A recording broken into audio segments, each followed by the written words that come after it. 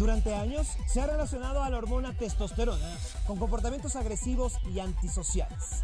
Sin embargo, un experimento reciente comprobó que los hombres con altos niveles de testosterona son menos propensos a mentir. Los científicos piensan que esto se debe a que la hormona aumenta el sentido del orgullo y la necesidad de proyectar una imagen positiva de uno mismo. Difícil de creer. Comenzamos. Hoy, las crisis financieras que han derrumbado imperios a lo largo de la historia. También mitos sorprendentes que aún creemos sobre la Edad Media. Finalmente, casos de personas enterradas en vida. Todo será difícil de creer. Difícil de creer.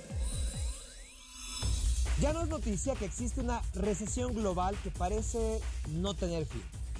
Desde hace varios años, las regiones que antes eran las más estables como Europa o Estados Unidos han sufrido fuertes golpes en su economía que terminan afectando al mundo entero. Parecería que este es un evento único, pero no lo es. Estas crisis que han destruido imperios, matado a millones de hambre y también enriquecido a unos pocos, han existido desde hace siglos. Son difíciles de creer. Una de estas primeras crisis que se tienen registradas ocurrió en el tercer siglo en Roma. Todo comenzó con el asesinato del emperador Alejandro Severo por parte de sus soldados. Esto provocó un periodo de anarquía militar e inestabilidad en el imperio que fue separándose al sufrir constantes ataques en sus fronteras. Para el año 274, el imperio pudo ser unificado de nuevo y el ejército controlado, pero a un alto precio, ya que para costear los gastos de la guerra y comprar el apoyo de la milicia, se tuvo que ir devaluando la moneda. Las monedas que antes se hacían de plata, ahora se mezclaron con metales menos valiosos y el efecto fue una inflación elevada, fuera de control, en la que los precios aumentaron rápidamente, al mismo tiempo que la moneda perdía su valor.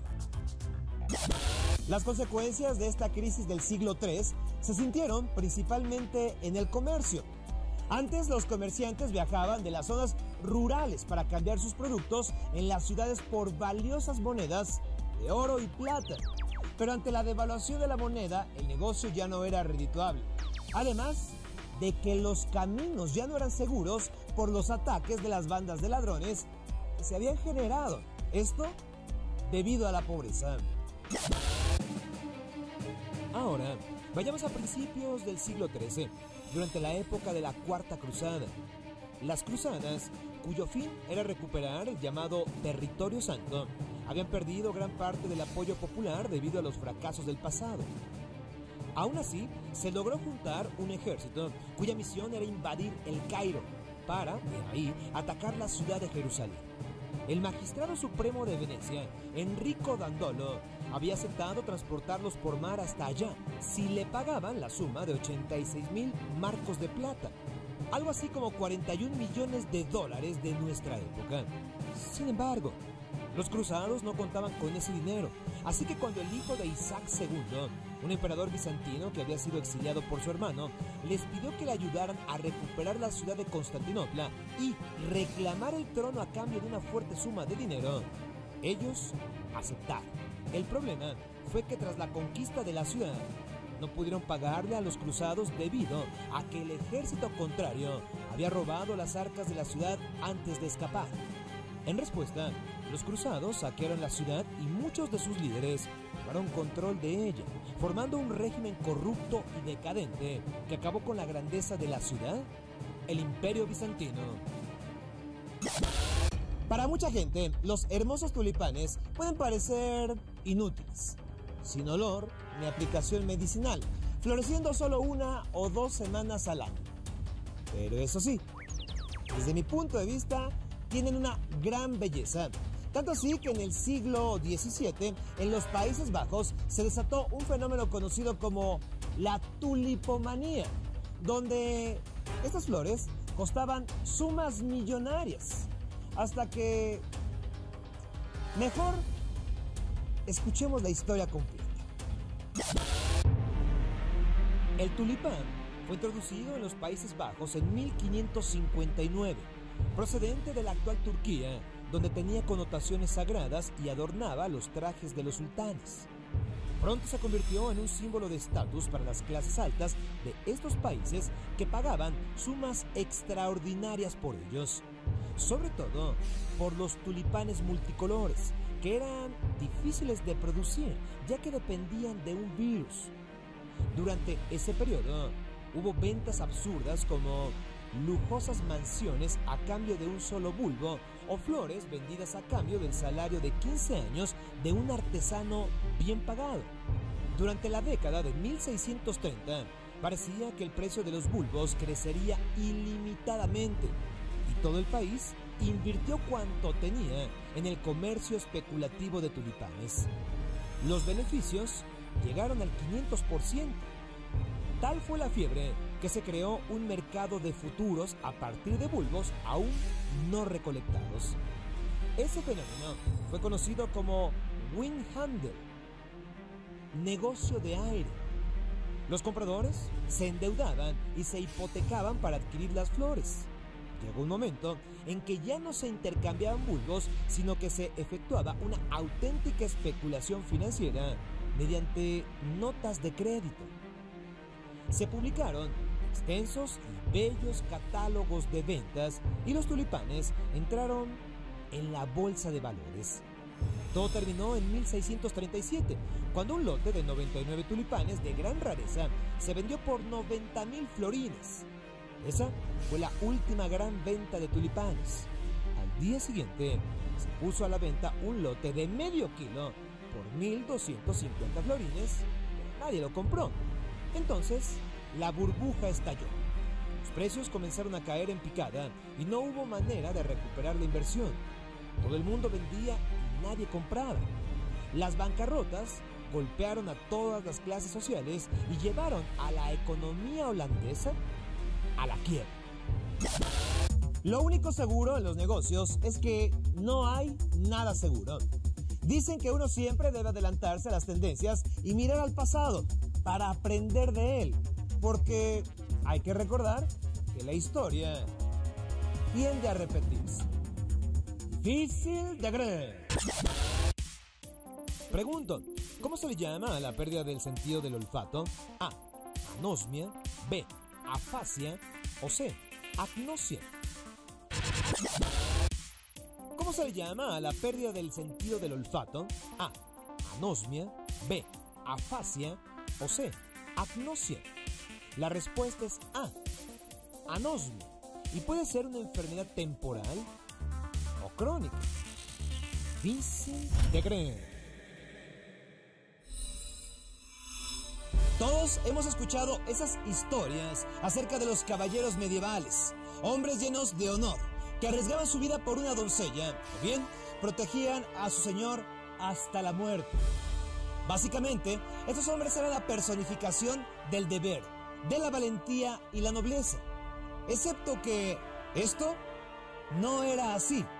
En realidad, los caballeros medievales eran más parecidos a mercenarios o a matones a sueldo que a algún guardián de la justicia.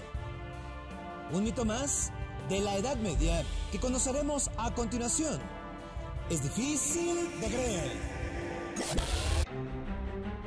Hay muchos mitos acerca de la Edad Media, la mayoría relacionados a que era una época de oscurantismo, de terror, de ignorancia y de muerte. Y aunque varias de estas cosas eran ciertas, en general tenemos una percepción equivocada sobre esa era que abarcó 1000 años, desde el 476 después de Cristo, cuando cayó el Imperio Romano, hasta aproximadamente el año 1453, cuando fue derrotada la ciudad de Constantinopla, capital del Imperio Romano de Oriente. Pero volvamos al mito de los caballeros medievales. Estos hombres eran guerreros profesionales entrenados en las guerras. El problema es que cuando no había guerras, básicamente estaban desempleados. Por lo tanto, se dedicaban a usar sus habilidades para robar y atacar a gente indefensa. Pueblos enteros de campesinos eran saqueados por estos caballeros sin honor. De hecho, los ataques de los caballeros llegaron a ser tan numerosos que una de las cruzadas fue organizada con el fin específico de alejar a estos guerreros de Europa, al menos por un tiempo, y enviarlos a pelear a Jerusalén, donde por supuesto cometieron los mismos abusos. En el siglo XIII, para frenar esos abusos, se desarrolló el Código de los Caballeros, donde por primera vez se habló de defender a los indefensos. La palabra indefenso únicamente se refería a los niños, las mujeres y a los nobles, por lo que los campesinos seguían estando a merced de los caballeros. Otro mito común que tenemos acerca de la Edad Media es que el progreso científico se detuvo por completo, pero en realidad no fue así. De hecho, gracias a la Iglesia, que guardó numerosos escritos en sus monasterios, se salvó mucho del conocimiento antiguo que estuvo a punto de ser destruido con la llegada de los bárbaros. Llegó a ser tanto el conocimiento guardado que la Iglesia entonces decidió darlo a conocer a más gente, surgiendo de esa manera universidades como la prestigiada Universidad de Oxford. Mientras hoy, en promedio, una carrera universitaria dura 5 años, en la Edad Media duraba 7 años y se aprendía de todo, desde medicina hasta literatura, leyes y filosofía. Otra concepción equivocada acerca de la Edad Media es que la gente vivía en suciedad permanente. Pero de nuevo, esto es equivocado. Los primeros siglos de la Edad Media, la gente siguió conservando la costumbre romana de bañarse varias veces al día, y muchos pueblos tenían baños comunales. Gente de la Edad Media se lavaba las manos antes y después de comer, y la demanda de jabón era tan grande que existían industrias enormes en países como Inglaterra y Francia. Pero, ¿por qué tenemos entonces esta idea de la suciedad constante en la Edad Media? Todo es por culpa de la peste negra, que acabó con millones de personas en el siglo XIV. Los doctores pensaban que esta enfermedad se transmitía a través de los poros abiertos del cuerpo, mismos que se abrían al darse un baño. Por ello, se recomendó no bañarse. Y bueno, mucha gente hizo caso. Se piensa que la igualdad femenina, por lo menos en cuanto al trabajo, es producto del siglo XX, pero la realidad es que durante la Edad Media, hombres y mujeres realizaban el mismo trabajo por la misma paga. Por ejemplo, si eran campesinos, ambos labraban los campos, o si vivían en la ciudad y tenían un negocio, hombres y mujeres lo atendían por igual. De hecho, en la Inglaterra medieval era más común que las mujeres fueran las dueñas de las tabernas, llegando incluso a controlar toda la industria de la cerveza en aquel país. Quizá el mito más común acerca de la Edad Media es que la gente vivía poco. De hecho, el promedio de vida en esas épocas era de 35 años, lo que querría decir que era extremadamente complicado llegar a viejo. Pero aclaremos este punto. En realidad, sí, durante la Edad Media, muchos niños fallecían por falta de vacunas, por enfermedades mortales o simplemente por descuido. Por ello, el índice de mortalidad infantil era muy alto, aunque, desgraciadamente, no muy diferente al que todavía podemos ver en zonas marginadas. Sin embargo, si una persona de la Edad Media lograba cumplir 21 años, era muy probable que viviera por lo menos unos 40 años más. Es decir, viviría alrededor de 60 años, lo que no está nada mal. La gente de la Edad Media tampoco trabajaba de sol a sol sin descanso. La jornada promedio de trabajo era de 8 horas con mucho tiempo libre para comer e incluso dormir una siesta. Además, tenían más vacaciones. Explico. Debido a que la Iglesia Católica era dominante en aquella época, muchos días dedicados a los santos eran libres. Eso sin tomar en cuenta los domingos, la Navidad, la Semana Santa y días de descanso en el verano. En total, cualquier trabajador medieval pasaba la tercera parte del año de vacaciones. Por supuesto, esto no quiere decir que la vida durante la Edad Media fuera algo sencillo, pero quizá tampoco era el infierno que nos han contado. Pregunto, ¿qué dirán las futuras generaciones de nuestra propia época? Difícil de creer. Una de las tácticas más efectivas para impresionar a alguien en una primera cita es imitarlo, sutilmente. Sin embargo, si lo haces demasiado, tendrá el efecto contrario. Difícil de creer.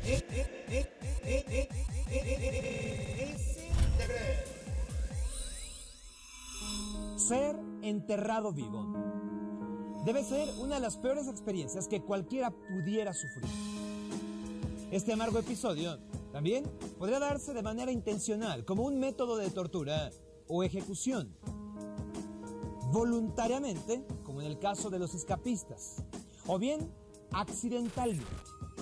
Conozcamos entonces las historias más difíciles de creer que giran en torno a esto: ser enterrado vivo. Comúnmente, este tipo de sepultura conduce rápidamente a la muerte por asfixia, deshidratación, inanición o congelamiento.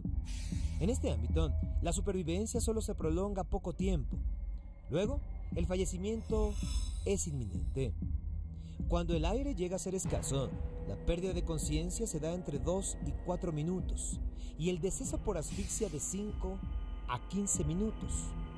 Un daño cerebral permanente se produce por la falta de oxígeno después de algunos minutos, incluso si la persona es rescatada antes de perder la vida. Una de las formas más comunes de la sepultura en vida es por error, un asunto que solía darse en el siglo XVI, como quedó constatado en ataúdes profanados que mostraban arañazos o cadáveres con las palmas de las manos hacia arriba para intentar escapar. Muchas de las víctimas supuestamente habían muerto en las epidemias de peste que azotaron a España. En otros casos, el propio George Washington temió padecer este macabro destino. En su lecho de muerte, pidió a sus sirvientes que prometieran no enterrarle hasta 3 días después de fallecer. También, Frédéric Chopin albergaba un enorme pánico de resucitar en su tumba. Obedeciendo a la última voluntad de este músico, se extrajo su corazón para ser depositado en la iglesia de la Santa Cruz de Varsovia. En contraparte, hay quienes deciden ser enterrados vivos para probar sus talentos. En el año 2003, el artista David Blaine fue introducido 7 días en un tanque de agua para que pudiera verse, para que pudiera ser apreciado así. Después fue aislado 44 días sin comida y colgando por los aires en una caja que se exhibió enfrente de una audiencia. Otros más son torturados mediante esta siniestra práctica para que sufran un tormento físico y emocional que incluye pánico y claustrofobia. O bien, como método de ejecución. En la antigua Roma, a las sacerdotisas conocidas como vírgenes vestal, que violaban sus votos de celibato, eran enterradas vivas. Esto en una cueva sellada con una pequeña cantidad de pan y agua. Se creía que si eran inocentes, la diosa Vesta las salvaría. Y en la Italia medieval, los homicidas también eran enterrados vivos, mientras que en Rusia, en los siglos XVII y XVIII, las esposas que mataran a sus maridos corrían la misma suerte. Asimismo, el ejército imperial de Japón aplicó este método durante la masacre de Nankín en 1937, y en la era preislámica, los árabes solían enterrar vivas a sus hijas recién nacidas por considerarlas motivo de vergüenza y pobreza. Sin irnos más lejos, en el año 2012, un hombre fue colocado en una zanja y fue cubierto de tierra en su totalidad por soldados sirios en castigo por entregar videos y testimonios de las atrocidades cometidas por los leales del régimen de Bashar al-Assad a cadenas de televisión árabes. Y en Egipto, 6 años atrás, un hombre musulmán mató a su esposa y la sepultó junto a los cuerpos de sus hijas, de 8 años de edad y una recién nacida, quienes previamente habían sido enterradas vivas. No obstante, la policía pudo salvar a las pequeñas de su cautiverio bajo la arena. Por este hecho, el padre fue condenado a la pena de muerte. Imaginar una experiencia de tal magnitud llega a despertar un hondo temor. Tan es así que existe la tapefobia, repito, tapefobia, o miedo a ser enterrado vivo. Para quienes lo padecen, este es un martirio insostenible. Tal y como se ilustra con la momia de Manchester, apodo que recibió después de su deceso Hannah Beswick en 1758. Se trató de una mujer inglesa de clase adinerada, quien albergaba un miedo patológico a ser enterrada viva. Antes de perder la vida, pidió que su cuerpo permaneciera sin sepultar, para que los demás verificaran periódicamente posibles señales de vida. No obstante, su cadáver fue embalsamado. Sus restos fueron guardados dentro de una vieja caja de reloj y almacenado en el hogar de Charles White, el médico de la familia. Finalmente, fue enviado al Museo de la Sociedad de Historia Natural local para ser exhibido. El temor que sufrió Hannah y miles de personas más de padecer este tormento ha llevado a considerar técnicas para evitarlo. En Europa, a mitad del siglo XVIII, se propuso buscar signos vitales en los cadáveres antes de ser enterrados. Estas prácticas debían incluir el derramar vinagre y pimienta en la boca del supuesto fallecido, hasta la aplicación de un hierro al rojo vivo en los pies o en el recto. También se han diseñado los ataúdes de seguridad. En 1897, por ejemplo, el conde belga Carnis Carnicki patentó un sistema mecánico de rescate que detectaba movimientos en el pecho de la víctima a fin de que se accionara una bandera, una lámpara, una campana y aire fresco. En Gran Bretaña se desarrollaron paneles de cristal rompibles en la tapa del ataúd y sistemas de poleas que alzarían banderas en la superficie. Y en 1995, un fabricante italiano de cajas de muertos les adicionó un sistema de intercomunicación y tubos de respiración para sobrevivir hasta su rescate. En 1895, el médico Useley J.C. estimó que alrededor de 2.700 personas eran enterradas vivas cada año en Inglaterra. Hoy día no hay cifras que señalen este fenómeno, pues la ciencia médica ha avanzado a pasos agigantados y ya no es común establecer un diagnóstico impreciso de muerte. Aún así, no está por demás siempre verificar el deceso de un ser querido antes de enterrarlo y así evitar amargas experiencias, terribles, horrorosas, difíciles de creer. Soy Sergio Sepúlveda. Hasta la próxima.